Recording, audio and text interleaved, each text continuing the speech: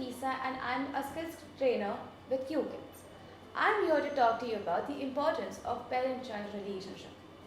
The very first bond that your child forms in the world is with the caregiver.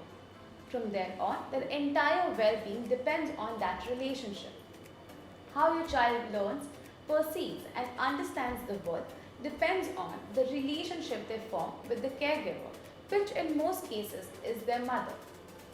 Psychologist John Bowlby has even stated that the kind of relationships children form in their childhood is the kind of relationship they'll grow up to form in the adult world.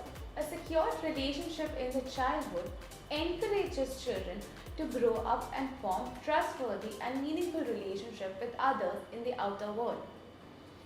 Good parent-child bonding promotes social, cognitive and emotional development in children, not just in their childhood but also in their adulthood. Parent-child bonding is often the most underrated part of parenting. We often neglect the quality time that we spend with children. Therefore, parents, I urge you to spend that time with your children.